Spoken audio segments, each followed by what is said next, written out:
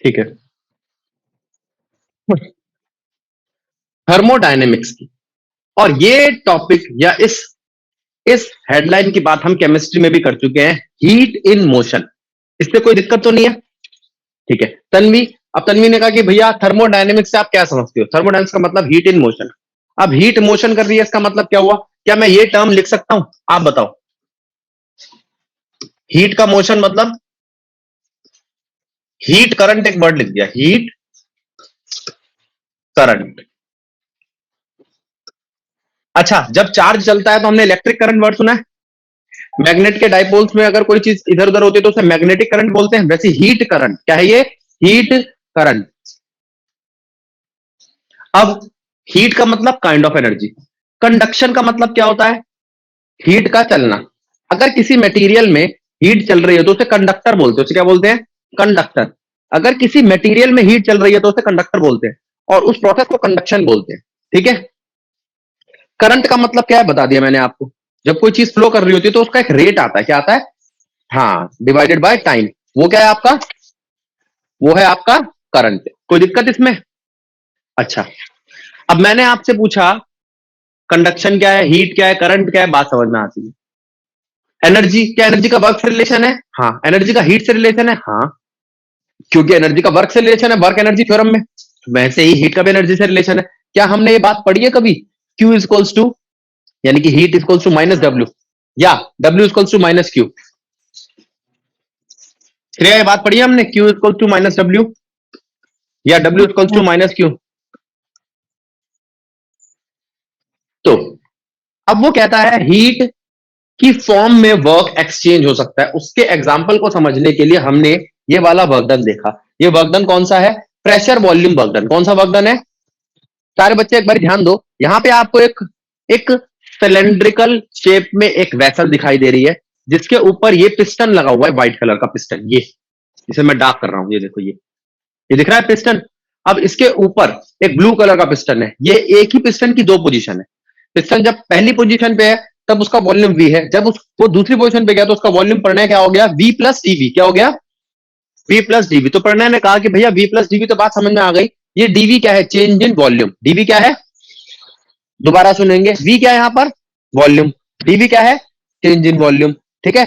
और change in volume को अगर मैं प्रेशर से मल्टीप्लाई कर दूं तो एक वर्क डन बनता है। चेंज इन वॉल्यूम को प्रेशर से मल्टीप्लाई कर दूं तो क्या बनता है? एक वर्क डन। वो वर्क डन क्या है? P delta V. आपने कहा कहां से आया? तो ये छोटी सी बात मैंने आपको कई बार बता रखी है कि प्रेशर होता है फोर्स इनटू एरिया। ठीक है। वर्क डन होता है प्रेशर फोर्स इनटू डिस्प्लेसमेंट। तो ये पूरा का पूरा आपका फोर्स है, मल्टीप्लाई में डिस्प्लेसमेंट। और एरिया इंटू डिस्प्लेसमेंट क्या बन जाता है आपका? वॉल्यूम। तो वर्क डन क्या बन जाता है? P delta we. कोई दिक्कत हो तो टोको। क्लियर? अब उधर आ जाओ। Relation between heat and work done. Heat equals to minus W. कोई दिक्कत? Heat equals to minus W. अच्छा, अब sign convention, work done by system is equals to, work done जो सिस्टम कर रहा होगा वो होगा positive work done. Work done on system क्या होगा? Negative work done. Heat released by the system, जो हीट सिस्टम को छोड़नी पड़ेगी, या heat gain by the system. Heat release by the system क्या होगी? पॉजिटिव। और heat gain by the system क्या होगी? नेगेटिव। इन सब बातों के बारे में जब हमने देखा तो हमारे पास रिलेशन आया, माइनस क्यू गेन होता है तो पॉजिटिव वर्क डन करना पड़ता है, काम करना पड़ता है सिस्टम को। सिस्टम तीन तरीके के होते हैं, वो हम केमिस्ट्री में पढ़ के आ रहे हैं। कौन से? क्लोज्ड, ओपन और आइसोलेटेड। क्या ये बात समझ में आई? ऊपर चलना जरा। तो वो कहता है यूनिवर्स को आप दो हिस्सों में बांट सकते हो, सिस्टम और सराउंडिंग। ठीक है। अगर सिस्टम क्लोज्ड है तो ही वर्क डन होगा। खुले सिस्टम में, ओपन सिस्टम में वर्क डन नहीं होगा। याद रहेगी ये बात। ओपन सिस्टम में हीट भी एक्सचेंज हो जाती है, वर्क मैटर भी एक्सचेंज हो जाता है, तो काम नहीं होगा। यशराज ये बात पक्का याद रहेगी। फिर यशराज ने कहा कि भैया अगर सिस्टम क्लोज कर दूं तो काम होगा। लेकिन क्लोज सिस्टम में हीट आप गेन कर सकते हो, सराउंडिंग से एक्सचेंज कर सकते हो। क्या एक्सचेंज कर सकते हो? हीट। हीट बाहर से ले सकते हो। ऐसी वेसल की दीवार जो बाहर की हीट को अंदर आने दे और अंदर की हीट को बाहर जाने दे, उसे कहते हैं कंडक्टिंग वॉल्स। कैसी वॉल्स? कंडक्टिंग वॉल्स, कंडक्टिंग दीवार। उसके बाद मैंने आपसे कहा अगर नॉन कंडक्टिंग दीवार हो तो बाहर से हीट एक्सचेंज नहीं हो सकती, इसे बोलते हैं हम आइसोलेटेड सिस्टम। क्या ये बातें क्लियर है ऑनलाइन वाले बच्चों? एक बार भूमि ये पहले सारी बताना बात। कि वर्क डन जीरो कैसे है वर्क डन जीरो किस में? सर? ओपन सिस्टम ओपन, में। Yes sir. ओपन सिस्टम में पिस्टन है जिसने उसको क्लोज किया? नहीं, पिस्टन नहीं है। तो जब मैं उसका वॉल्यूम चेंज करूंगा तो क्या वो वॉल्यूम डिस्प्लेसमेंट के तौर पे चेंज होगा जैसे अभी ऊपर हुआ था? Yes sir. नहीं होगा, क्योंकि हमारे पास पिस्टन ही नहीं है बेटा। हाँ हाँ, वो जब ऊपर ही नहीं हाँ, जाएगा। Yes sir. जब वो वॉल्यूम ही चेंज नहीं होगा, किसके तौर पे? डिस्प्लेसमेंट के तौर पे। तो तू यूं कह सकता है कि भैया डिस्प्लेसमेंट तो हुआ नहीं, फोर्स तो मैंने लगाई, डिस्प्लेसमेंट नहीं हुआ, तो वर्क डन भी जीरो हो गया। नहीं ओके होगा। सर। हाँ, अच्छा, फिर फॉर्मूले मैंने, में नहीं होगा ना? हाँ हाँ, इसलिए क्लोज होना जरूरी है। ओके अब सर। उसके बाद मैंने सिस्टम लगाया, आइसोलेटेड सिस्टम लगाया, एक्सचेंज हीट के बारे में समझाया, फिर मैं इस पे आ गया। ये क्या है भैया? Types of system. सिस्टम कितने प्रकार के? ओपन है, हाँ, क्लोज्ड है, आइसोलेटेड है, प्रोसेस, आइसोथर्मल, एडियाबैटिक, आइसोकोरिक। इसमें कोई दिक्कत हो तो टोको, बोलो बेटा।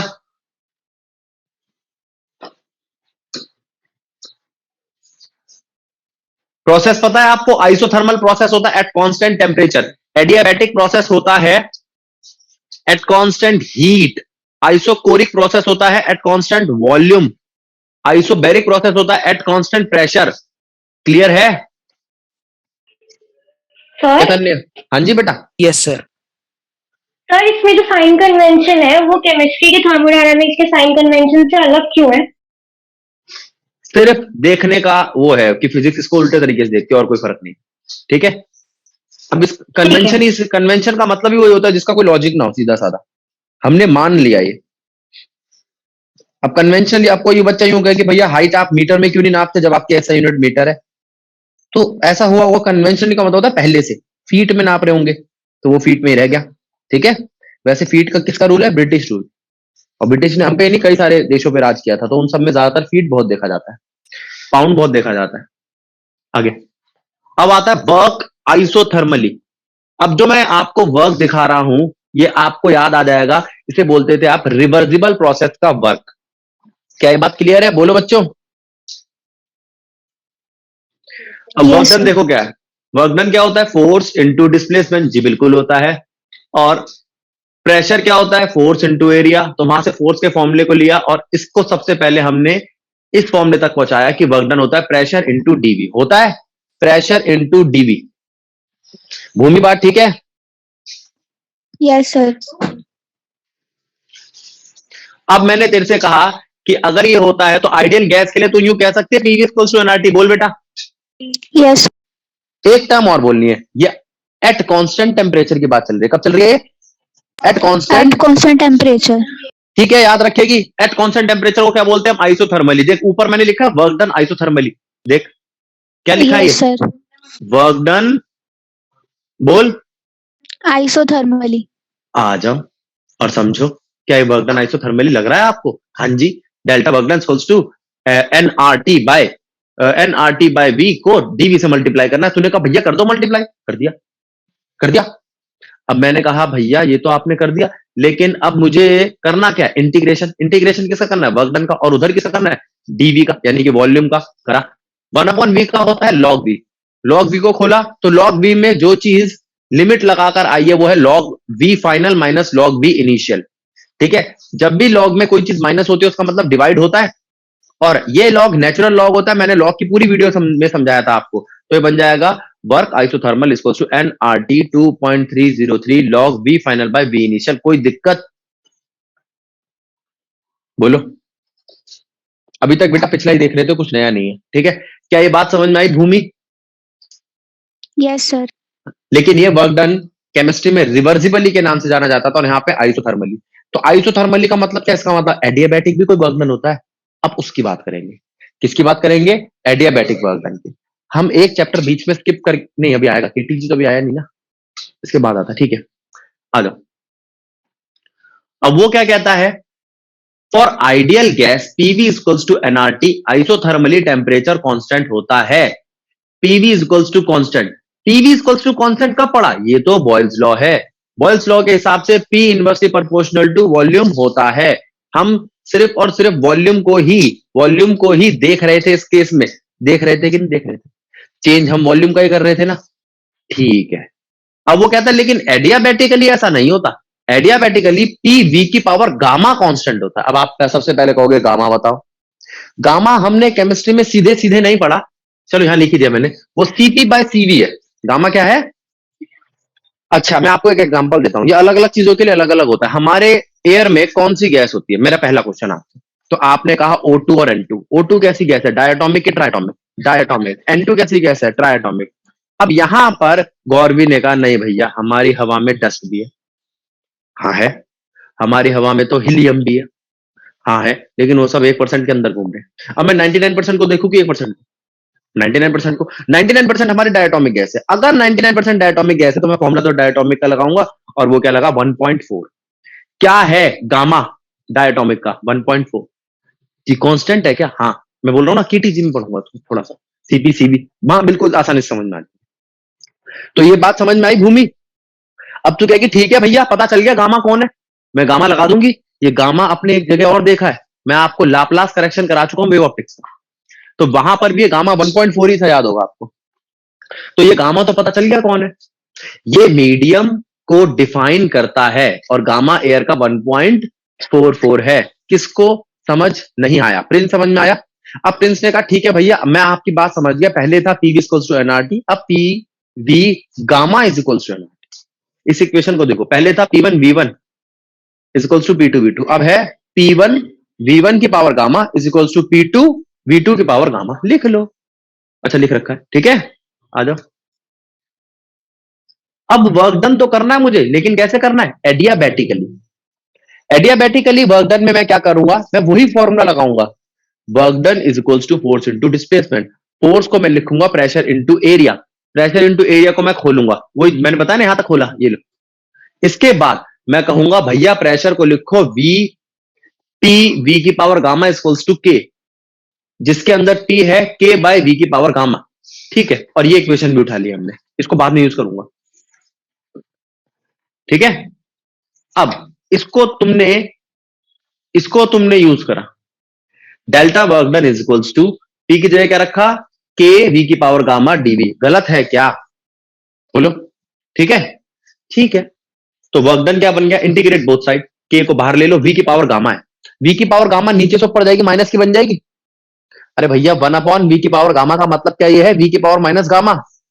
वी की पावर माइनस गामा में एक जोड़ दो और उसी टर्म को उठा के नीचे ले आओ, इसी को तो इंटीग्रेशन कहते हैं। वहां देखो वी की पावर गामा में, देखो नीचे थी इसलिए -1 बनी, देखो वहां साइड में मैंने समझाया भी है। वी की पावर गामा है, उसको ऊपर लेके जाऊंगा, माइनस गामा बन जाएगा, माइनस गामा में एक जोड़ूंगा, उसी से डिवाइड कर दूंगा, माइनस गामा +1 बन जाएगा। गलत है क्या?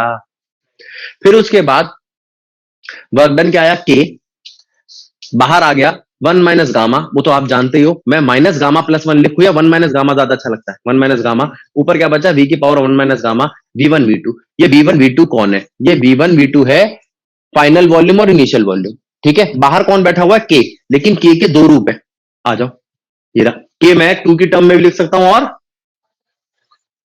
गलत है हार्दिक, हार्दिक लेगा, ठीक है भैया।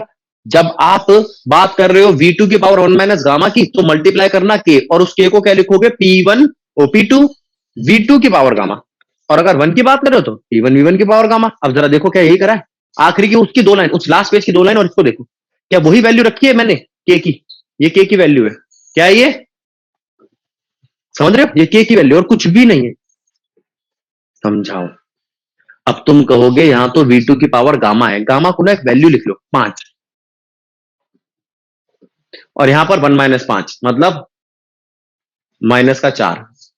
अब जानते हो अगर बेस नेम हो तो पावर ऐड होती है, 5 में -4 जोड़ना 1, हमेशा 1 ही आएगा। अरे वही तो बता रहा हूं, V2 की पावर गामा मल्टीप्लाई में V2 की पावर 1 माइनस गामा, गामा से गामा कैंसिल, बचा क्या 1, तो यहां आएगा P2 V1 और यहां पर आएगा P1 V1, आ गया। अब फिर लगाओ PV इक्वल्स टू एनआरटी का फॉर्मूला, अब लगा सकते हो क्योंकि गामा गायब हो गया। आ जाओ, अब कहो PV इक्वल्स टू एनआरटी होता है, हाँ जी होता है, तो P1 V1 equals to nRT1 और P2 V2 equals to nRT2 होता है, हाँ जी होता है। एक मोल के लिए N1 होता है, हाँ जी होता है। तो PV2 इक्वल्स टू RT1 और P1 V1 है इक्वल्स टू RT1 और P2 V2 equals to RT2 हो जाएगा। अब आप कहोगे T कैसे चेंज कर दिया, भैया आइसोथर्मल नहीं है ये, एडियाबैटिक है। पहले क्यों नहीं T चेंज करा था, वो आइसोथर्मल थी। टी चेंज किया और अब मैंने यहां पर ये P2 V2 की जगह पर और P1 V1 की जगह पर क्या रख दिया, RT2 RT1। अब देखो होकर इक्वेशन सॉल्व होकर आ गई। ये पूरी डेरिवेशन है वर्क डन एडियाबैटिकली। ठीक है, 2 मिनट का टाइम दूंगा, इस पूरी डेरिवेशन को रीड करो, फिर आगे बढ़ते हैं।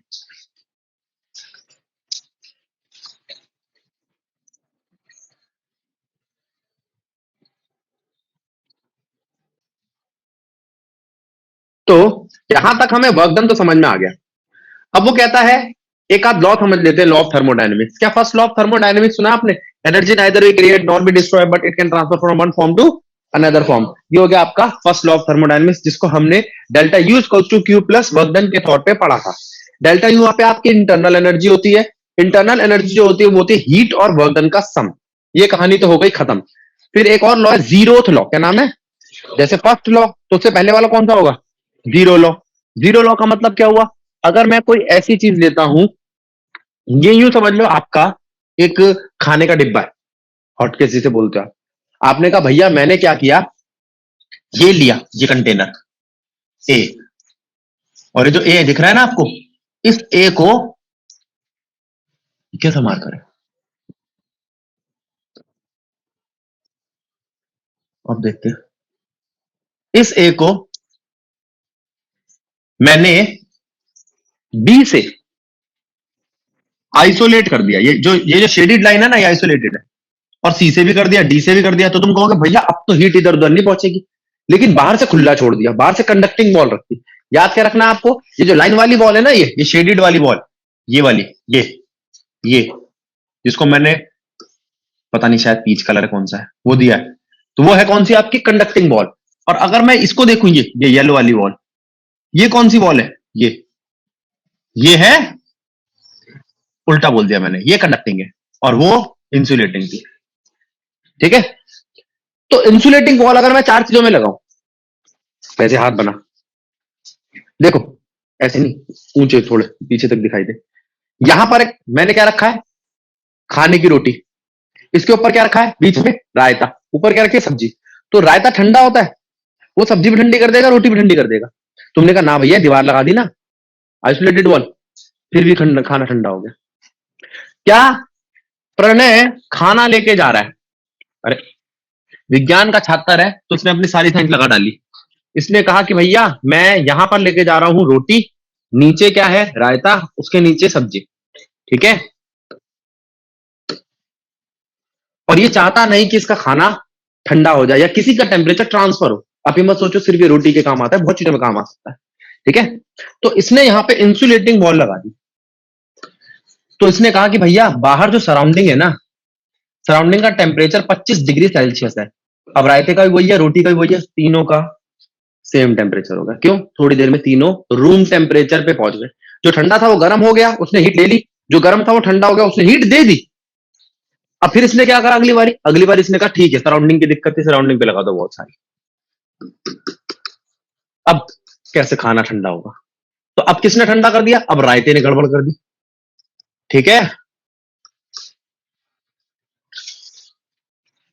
तो आपने कहा भैया इसके साथ साथ एक काम करो, और यहां पर भी इंसुलेटिंग वॉल लगाओ। शायद आपने कभी देखा होगा, अगर किसी के पापा ऐसा काम करते हैं कि भाई पास में कहीं टिफिन विफिन लेके जाते हो तुम, तो उनकी मम्मी क्या करती होगी कि वो ऐसे रखती होगी खाना, यहां पर सब्जी जो गर्म होती है, उसके ऊपर रोटी, हाँ इसको भी हम चाहते हैं गर्म रहे, साथ साथ रख दिया, उसके ऊपर उनको रखना है सलाद या रायता, तो वो एक डब्बा छोड़ देती है। छोटी सी साइंस। ठीक है, और वो प्लास्टिक का कंटेनर होता है, आपने देखा होगा जो आते हैं, कैसे होते हैं, प्लास्टिक के होते हैं, हॉट केस जो होते हैं, और उनके अंदर ये मेटल का केस रखा जाता है। ठीक है, और वो प्लास्टिक का केस होता है, उसमें भी बीच में हवा भरी होती है।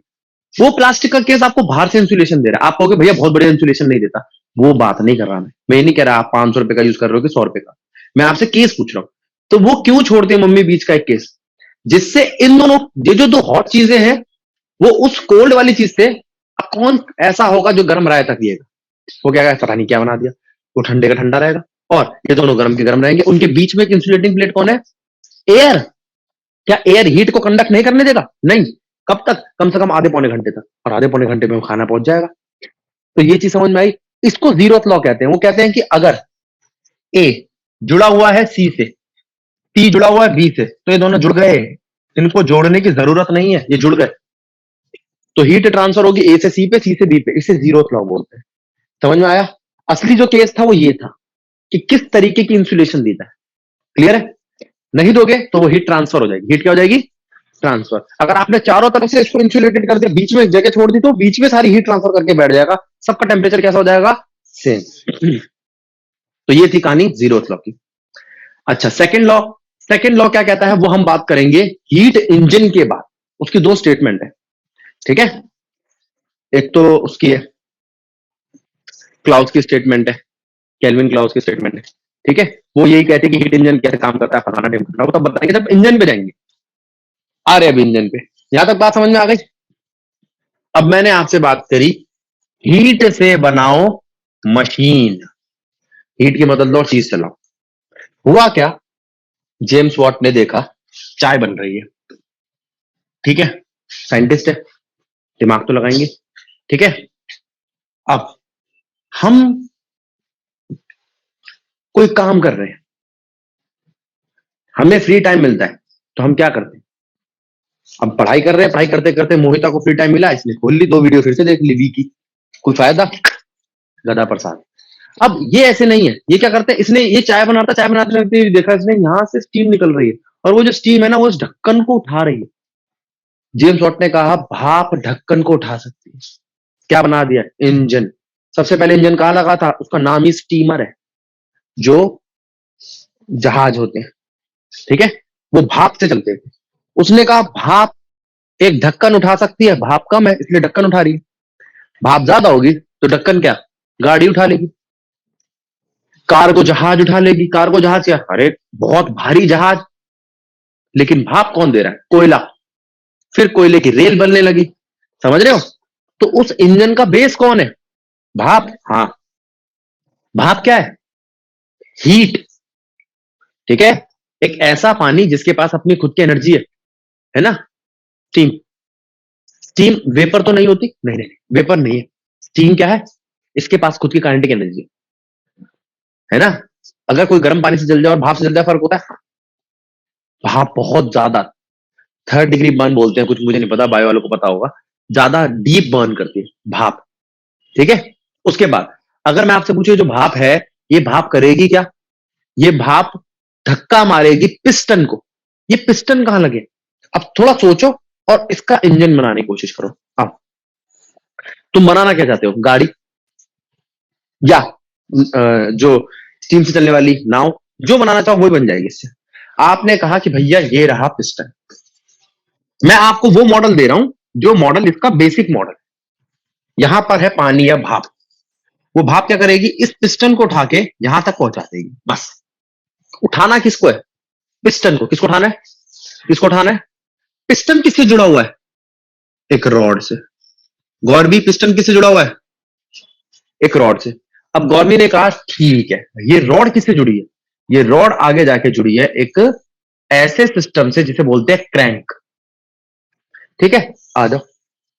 और वो ऐसा सिस्टम है जिसका एक छोटा को घेरा है, एक बड़ा घेरा है, ठीक है? या यहां बड़ा घेरा लगा लो, वहां छोटा घेरा लगा लो। अब ये क्रैंक मूव करेगा, ठीक है? अब इसको आपने किससे जोड़ दिया? पहिए से। देख रहे हो? अब क्या होगा? ये क्रैंक जो है ना, क्रैंक का सेंटर इससे जुड़ा हुआ है, ये पहिया घूमेगा ऐसे। ये क्यों घूम रहा है भाई? पिस्टन घूम रहा है। पिस्टन ऊपर नीचे, ये आगे पीछे, इसके आगे पीछे जाने से, और एक बार वो घूम गया। अब आप क्या चाहते हो? आप जो चाहते हो लगा दो इसमें। ये तो गोल घूमना सीख गया। आपने कहा तुम्हें टायर पे लगा रखा है, बना ले, रेल बन गई। नहीं नहीं नहीं, इसके आगे मैंने पंखा लगा रखा है, यहां पर पंखा लगा रखा है। अब वो पंखा कहां लगा हुआ है? वो स्टीमर के नीचे लगा हुआ है। ये पंखा घूमता है, पानी काट के पीछे फेंकता है, स्टीमर आगे बढ़ता है।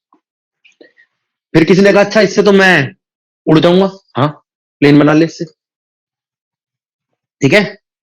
ठीक है? जो पानी वाले प्लेन होते थे ना, नाम मेरे को मुंह पे याद नहीं आ रहा, वो पानी में लैंड होते थे, तो उनमें आगे ये लगा होता है, प्रोपेलर बोलते हैं इसको, ठीक है। तो ये लो, और जो तुम्हारे जेट वेट दिखते होंगे पुरानी पिक्चरों में, अब तो खैर ये काफी एग्जॉस्ट में चेंज हो गए हैं, लेकिन लगता पंखा ही है, चलती मोटर ही है। मोटर चलती किससे है? भाप से। तो हीट का क्या बन गया? इंजन। हीट का क्या बन गया? ये बात समझ में आई? अब मेरा आपसे ये पूछना है कि ये इंजन काम कैसे करता है, इसकी स्टेजेस क्या है, इसके फेज क्या है? ये हीट लेता है, अपने अंदर भरता है, फिर अपने पिस्टन को ऊपर करता है, फिर हीट छोड़ता है, हीट रिलीज करता है, फिर पिस्टन को डाउन करता है। ये 3 हिस्से हैं जो 4 काम करते हैं। हिस्से कितने? 3, काम कितने? 4। आओ, सबसे पहले आप एक जगह बनाओ जहां से वो हीट गेन करेगा। वो जगह जाहिर सी बात है हॉट होगी, हॉट रिजर्वियर, ठीक है। वहां से वो हीट गेन करता है, सोर्स ऑफ हीट, जो तुम्हारा हमारा मन करे वो बोल लो इसको। यहां पर क्या रखना है आपको? सिस्टम। क्या रखना है इसके ऊपर? सिस्टम कौन है? ये लो, सिलेंड्रिकल पिस्टन। अब इसके अंदर इसकी साइड की वॉल कैसी है? आइसोलेटेड। कैसी वॉल है? इसके ऊपर जो लगा हुआ पिस्टन है उसकी वॉल कैसी है? आइसोलेटेड। इसके ऊपर जो पिस्टन लगा उसकी वॉल कैसी है? आइसोलेटेड। नीचे कैसी वॉल है? कंडक्टिंग। नीचे वॉल कैसी है? Conducting wall. गलत लगे तो टोको। अब इसको उठाओ और इसके ऊपर रख दो।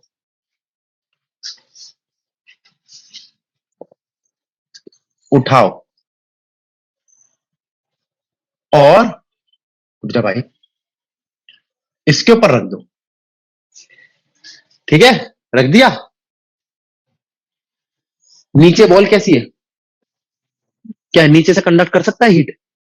जल्दी बोल। अगर ये Yes, नीचे से sir. हीट, नीचे से हीट कंडक्ट कर सकता है तो हीट ले लेगा, हीट गेन करनी चालू कर दी, ठीक है। अब सुनो सारे बच्चे बात, हम बात कर रहे हैं गौरवी से। गौरवी, नीचे क्या है? कौन सी प्लेट है? जल्दी बोल। ना ना, नीचे कंडक्टिंग प्लेट तो नीचे है क्या? हॉट या हीट, हॉट रिजर्वायर या हीट का सोर्स। अब ऊपर क्या है? जल्दी बता। सुनो सारे बच्चे इसकी बात, बोल। सिस्टम ऐसा जिसकी 3 दीवार हो, आइसोलेटेड, और नीचे वाली दीवार कैसी हो? कंडक्टिंग। नीचे वाली दीवार कैसी है इसकी? कंडक्टिंग है, तो क्या कंडक्ट कर रही है नीचे से? क्या कंडक्ट कर रही है? अब मुझे कंडक्ट का मतलब बता। सुनो सारे बच्चे, पहले सुनो एक बच्चे की बात, उससे आपके पॉइंट क्लियर होंगे। बोल। एक ऐसी दीवार जिससे हीट ट्रांसफर हो जाती है, तो इसने हीट क्या करी है इस वक्त? एब्जॉर्ब करिए, गेन करिए। इससे आप काम कराना चाहते हो? नहीं नहीं नहीं, मैं सिर्फ हीट गेन कराना चाहता हूं। क्या ये इस वक्त काम करेगा? नहीं। क्या ये इस वक्त काम करेगा? नहीं। फिर आपने कहा नहीं भैया, जब हीट दे रहे थे ना, थोड़ा सा पिस्टन ऊपर हो गया, स्लाइटली मूव करा। मूव तो उसकी मर्जी भाई, वो रुक ही नहीं रहा तो हल्का सा मूव करके। लेकिन यहां काम क्या है? असली पहले स्टेप का काम क्या है? हीट गेन कराना, वर्क करना नहीं। क्या कराना? हीट गेन कराना। हीट गेन करता रहे। कब तक गेन करेगा? जब तक फिर बस की होगी। तो तुमने कहा कि भैया ये 0 से लेके 100% तक पहुंचने वाला है। पहुंच गया, अब ये सेट हो गया, ठीक है। अब मैं दूसरा स्टेप बीच में स्किप कर रहा हूं, तीसरे स्टेप पे जा रहा हूं सीधा। अब मैंने इसी को कहां रख दिया? अब स्नेहा बताएगी क्या है ये। कोल्ड में हीट गेन करेगा या लूज करेगा? जल्दी बता। तेज बोल बेटा, ऐसी मरी आवाज से लूज नहीं करेगा ये। बोल। हीट का लॉस करेगा यहां पर, और ये अपनी हीट छोड़ेगा, इसको देगा, इसलिए इसको सिंक भी बोल देते हैं। समझ रहे हो? सिंक या कचरा पट्टी भटक देते हैं अपन, तो वो जगह हो गई। तो आपने कहा यहां हीट को छोड़ेगा, वहां हीट को गेन करेगा, यहां हीट को, बस। यहां भी मूव नहीं करा था, वहां भी मूव नहीं करा, तो मूव कब करेगा ये? काम कब करेगा? काम ये तभी करेगा जब ना ये हीट ले ना ये हीट दे। अगर हीट ले रहा है तो काम, हीट दे रहा है तो काम। आशी, क्या दोनों में हीट ले और दे रहा है? अब आशी ने कहा अच्छा, नीचे की बॉल कंडक्टिंग है भैया, या हमेशा हीट लेगा देगा? नहीं, हम नीचे इसको वर्क स्टेशन जो देंगे वो इंसुलेटिंग वॉल होगी। कैसी वॉल है बोलो? वॉल ही आइसोलेटेड है। वॉल कैसी है? और इसके ऊपर रख दिया पूरा का पूरा सिस्टम। टोको।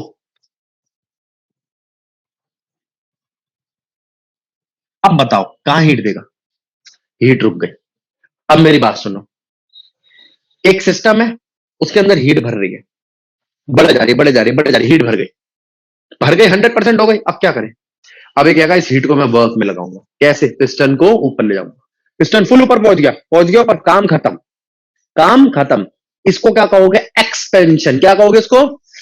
अब तुम इसको ले आए हीट लॉस करने वाले रीजन में, सिंक पे। अब क्या कर रहा है ये? इसको कंप्रेस कर रहा है या हीट का लॉस कर रहा है? एक काम करेगा, या तो हीट का लॉस करेगा या डिस्प्लेसमेंट करेगा। हीट के लॉस में लग गया। क्या हो गया?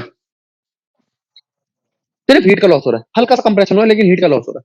अब मैं वापस आया वर्क स्टेशन पे, वर्क स्टेशन पे जब दोबारा आया तब क्या हुआ? कंप्रेशन। तो एक्सपेंशन कंप्रेशन कहां हुए? सेकंड स्टेज पे। पहली स्टेज पे क्या हुआ? सिर्फ हीट गेन हुई है। तीसरी स्टेज पे क्या हुआ? सिर्फ हीट का लॉस हुआ है। क्या अब ये बात समझ में आई भूमि? Yes, sir. हाँ, अब इधर आ जाओ। अब देखो, वर्किंग ऑफ हीट इंजन। पहला क्या है? पहला पॉइंट क्या है आपका? Source of heat. Source of heat पर क्या होता है? थोड़ा सा एक्सपेंशन। एक्सपेंशन ज्यादा या स्लाइटली? थोड़ा सा एक्सपेंशन। लेकिन हीट का क्या होता है? गेन या लॉस? हीट का गेन होता है। हीट का क्या होता है? गेन होता है। क्या ये एडियाबैटिक है? अरे हीट का गेन होता है, एडियाबैटिक कैसे हो गया? लेकिन आइसोथर्मल है। कैसा है? तभी तो एक किसी पॉइंट पे जाके रुकेगा हीट गेन करना। दूसरी स्टेज, एक बार आपने सिलेंडर यहां रखा, हीट गेन करवाई, फिर किस पे रखा? इंसुलेटिंग पैड या वर्किंग पैड पे। इंसुलेटिंग पैड या वर्किंग पैड पे जैसे ही आपने इसको रखा तो इसने क्या किया? अब ना ये हीट गेन कर सकता है, ना ये हीट का लॉस कर सकता है। तो क्या करेगा? बैठा रहेगा, बैठा रहेगा। और क्या करेगा? हीट का गेन लॉस नहीं कर सकता। एडियाबैटिक है ये। क्या है? अभी एक्सपैंड करेगा। क्यों? अभी किस स्टेज से आया? पहली स्टेज से, वहां से फैले गए, हीट भरकर आया अपने अंदर। क्या करके आया? हीट भरकर आया। तीसरी स्टेज पे जाएगा, वो क्या? हीट का लॉस करेगा। सिंक है वो। क्या है? वहां पे हीट का क्या करेगा? हीट का क्या करेगा? और अगर ये वहां पे हीट का लॉस करेगा तो वहां पर थोड़ा सा कंप्रेशन होगा। लेकिन वो एडियाबैटिक है कि आइसोथर्मल है? हीट का लॉस और हीट का गेन कभी एडियाबैटिक नहीं हो सकता। हीट का लॉस और हीट का गेन कभी, हीट का लॉस करेगा। कर दिया लॉस, मिल गई शांति। अब जैसे ही इसने अपनी हीट का लॉस करा तो ये क्या बन गया? Isothermal compression. ठीक है? और कंप्रेशन कितना होगा? हल्का सा, स्लाइटली। टेम्परेचर यहां कैसा होगा? कांस्टेंट। किस किस स्टेज में टेम्परेचर कांस्टेंट है? पहली, तीसरी में। और जो बीच की स्टेज है उसमें क्या है? टेम्परेचर कांस्टेंट नहीं है, वहां पे तो एडियाबैटिक, हीट कांस्टेंट है। और जब बीच में हीट कांस्टेंट होती है तो पहले हुआ था कंप्रेशन, सिंक के बाद आएगा तो चौथे नंबर पे क्या होगा? Adiabatic compression. तो यहाँ कितने वर्क, कितने हुए? 4 भागों में बटा हुआ है। कितने हिस्सों में बटा हुआ है? आओ एक बार हम सिलेंडर को मूव कराते हैं। आ जाओ। ये रहा हमारा सिलेंडर। कैसा सिलेंडर है? बोलो, कैसा सिलेंडर? ऐसे तो सिलेक्ट किया था, अब क्यों नहीं हो रहा? जिद्दी सिलेंडर है। देखो, ये जो सिलेंडर है अगर आप यहां पे रखते हो तो हीट गेन और एक्सपेंशन कितना? फर्स्ट स्टेज पे एक्सपेंशन कितना? हल्का सा। थर्ड स्टेज पे एक्सपेंशन कितना? कंप्रेशन कितना? हल्का सा। सेकंड स्टेज में एक्सपेंशन फुल, कंप्रेशन फुल। तो काम कहां हो रहा है? पिस्टन मूव का कर रहा है सेकंड पे। फर्स्ट और थर्ड पे क्या हो रहा है? हीट का गेन और लॉस। ऑनलाइन वाले बच्चों में बात समझ में आई? Heat engine Yes, sir. पक्का? Yes, sir. ठीक है। अब वर्किंग। अब ये क्या है? आना भाई जरा। पहला पॉइंट क्या लिखा है? पहला पॉइंट लिखा है वर्क डन। कौन सा? आइसोथर्मल एक्सपेंशन का। आइसोथर्मल कौन सा वर्क डन होता है? आइसोथर्मल वो एक्सपेंशन होता है जब हीट आती जाती। क्या कौन आती जाती है? हीट तो आ जा रही है। हीट आ जा रही है? हाँ जी, हीट आ जा रही है। हीट तो है यहां पे, तो क्या नहीं है यहां पे? यहां पर ये एडियाबैटिक नहीं है। एडियाबैटिक जो नहीं होता वो आइसोथर्मल होता है। और आइसोथर्मल का वर्क डन क्या होता है? 2.303 nRT log V final by V initial। क्या वही लिखा है? लग गया? आसान है। कैसा वर्क डन है? आइसोथर्मल। दूसरा वर्क डन कैसा है? एडियाबैटिक। क्या एडियाबैटिक वर्क डन अभी जो मैंने तुम्हें करवाया था वो यही था, R divide by 1 minus gamma T final minus T initial. आ जाओ, ये एडियाबैटिक। अब पहला एक्सपेंशन हो गया, दूसरा एक्सपेंशन हो गया, अब तीसरा क्या होगा? कंप्रेशन। कहां रखा है? सिंक। कहां रखा है? सिंक पे। और सिंक पे जैसे रखा तो क्या आया? Isothermal compression. V3 work done 3 और Q3 ये जो 4 और 3 है ना वर्क डन, ये कहां पे है, ग्राफ में दिखाऊंगा इसके कैरेक्टरिस्टिक में, सब पता चलेगा। आ जाओ, फिर चौथा क्या हुआ, एडियाबैटिक कंप्रेशन। ये चारों चीजें जब मैंने जोड़ी तो मैंने देखा जो एडियाबैटिक एक्सपेंशन और कंप्रेशन थे वो तो बराबर थे। एडियाबैटिक कंप्रेशन और एक्सपेंशन कैसे थे, बराबर थे। देख लो, यहां पर भी T2 माइनस T1 आता है, यहां पे भी T2 माइनस T1 आता है, ये तो कट जाते हैं। बचता क्या है, बचता है 1 और 3, और उनको जब मैंने माइनस करके निकाला तो क्या आया, एक तो ये फॉर्मूला आ गया, टोटल वर्क डन जो है वो वर्क डन है, वो वर्क डन जो हो रहा है हीट की टर्म्स में, किसकी टर्म्स में, और वो हीट की टर्म्स क्या है, Q1 माइनस Q2। तो W equals to Q1 minus Q2, W equals to, और उन दोनों को माइनस करोगे तो तुम्हारे पास और एक्सप्रेशन भी सॉल्व करके आ जाएगा। 2.303 nRT बाहर, T बाहर, लॉग की दो वैल्यू माइनस होंगी। ठीक है, अब वो कहता है ये आपने वर्क डन तो बता दिया हमें, अब वर्क डन काम कैसे कर रहा है, आ जाओ। हीट मैं लेता हूं सोर्स से, हीट किससे लेता हूं, और हीट में छोड़ता किसको हूं, सिंक को। तो हीट छोड़ने वाली कौन सी है, Q2, हीट लेने वाली कौन सी है, Q1। अब अगर मैं Q हीट लूं, Q2 छोड़ दूं और वर्क कितना करूं, W, तो मतलब ये हुआ work done equals to Q1 minus Q2। अब मेरी बात सुनो, मिला क्या मुझे, Q1, मैंने दिया क्या, work done W plus Q2, यही तो दिया। मैंने हीट कितनी दी, सोर्स ने हीट कितनी दी, 100, क्या 100/100 काम कन्वर्ट हुआ, नहीं, 80 काम कन्वर्ट हुआ, 20 बर्बाद हो गया, सिंक में चला गया। यही है सेकंड लॉ की स्टेटमेंट। सेकंड लॉ कहता है कि आप कोई ऐसा इंजन बना ही नहीं सकते जो सारी की सारी इनपुट हीट को कन्वर्ट कर दे वर्क डन में, कुछ ना कुछ लॉस तो जरूर होगा, और वो कुछ लॉस क्या होगा, जो सिंक में जाएगा, वो Q2 है। ठीक है, कारनोट इंजन जो मॉडल है वो सबसे बढ़िया इंजन है, लेकिन उसमें भी Q2 है। तो ये बना वर्क डन, क्या आया, वर्क डन आया Q1 माइनस Q2। Q1 क्या है आपका इनपुट, और आउटपुट क्या है, work done Q1 minus Q2। और अगर इनपुट अपॉन में आउटपुट रख दे तो आपकी एफिशिएंसी आ जाएगी, आउटपुट अपॉन में इनपुट। एफिशिएंसी क्या होती है, कितना काम किया। अभी अगर मैं इस वाले क्वेश्चन को देखूं तो काम कितना हुआ है, 80%। क्या ये बात ठीक है भूमि, Yes, sir. तो efficiency of engine is eta which is output upon input, efficiency is equals to work done by Q1, work done is Q1 minus Q2, that's why efficiency is 1 minus Q2 by Q1। गलत है क्या, अब Q2 by Q1 को आप temperature की form में ऐसा लिख सकते हो, इसकी थ्योरम है कारनोट थ्योरम, वो बाद में बताऊंगा, पहले यहां तक समझ, बात समझ में आई, हमें हीट इंजन समझ में आ गया, ये सिर्फ समझाने के लिए बता रखा है। ठीक है, इसी का उल्टा है रेफ्रिजरेटर। अच्छा, रेफ्रिजरेटर में क्या होगा, ये इंजन से उल्टा है, यहां पर हीट में कहां से ले रहा हूं, सिंक से, सिंक ठंडा होता है, हाँ, ठंडे से अगर हीट लूंगा तो जो वर्क डन होगा कैसा होगा, वो भी ठंडा हो जाएगा। रेफ्रिजरेटर का काम गर्म करना थोड़ी है, तो ये रेफ्रिजरेटर हो गया। इसमें हमने Q2 लिया और Q1 दिया, वर्क डन वही रहेगा Q1 माइनस Q2, क्योंकि बड़ा तो अब भी Q1 ही है।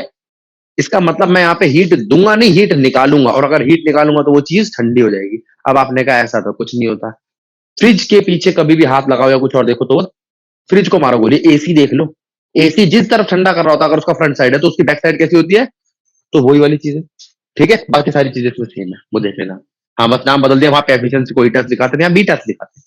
अब ये है वो केल्विन प्लैंक स्टेटमेंट और क्लॉजियस स्टेटमेंट। तो केल्विन और प्लैंक की क्या स्टेटमेंट है, no process is possible whose sole result is absorption of heat from reservoir and complete conversion to heat into work done। ऐसा कोई है ही नहीं सिस्टम जो सारी की सारी हीट को किसमें कन्वर्ट कर दे, काम में कन्वर्ट कर, कुछ ना कुछ लॉस जरूर होगा। और क्लॉजियस स्टेटमेंट क्या है, no process is possible whose sole result is the transfer of heat from colder object to hotter object। कुछ ना कुछ वेस्ट जरूर जाएगा। It can be prove that the two statement above are completely equivalent, ये दोनों के दोनों statement एक ही है। फिर आपने कहा फर्स्ट लॉ बन गया था ना, सेकंड लॉ बनाने का बहुत मन कर रहा था, भैया इसमें डायरेक्शन है। फर्स्ट लॉ में डायरेक्शन क्या थी, energy neither be create nor be destroy, हो गया, ट्रांसफर होती है एक से दूसरे में, लेकिन उसमें डायरेक्शन नहीं थी। कोई पूछ ले फर्स्ट लॉ की लिमिटेशन क्या है, डायरेक्शन नहीं। सेकंड लॉ में डायरेक्शन, अभी थर्ड लॉ भी आएगा स्पॉन्टेनिटी में, क्योंकि फ्री एनर्जी वाला है ना, उसी पे थर्ड लॉ बनेगा। ठीक है, तो सेकंड लॉ में भी कुछ कमी रह गई होगी, तभी हमने थर्ड लॉ बनाया। वो ये बताएगा कौन सी रिएक्शन खुद ब खुद होती है, कौन सी हमें करानी पड़ती है। पहले यहां तक बात समझो, बात समझ में आई, इंजन समझ में आया, पक्का, आगे चलना। तो यहां तक हमने हीट के बारे में बात कर ली, हीट हीट इंजन के बारे में। तो आज का आपका जो बेसिक वाला काम था वो होता है इसका समाप्त। 2 मिनट रुको बेटा।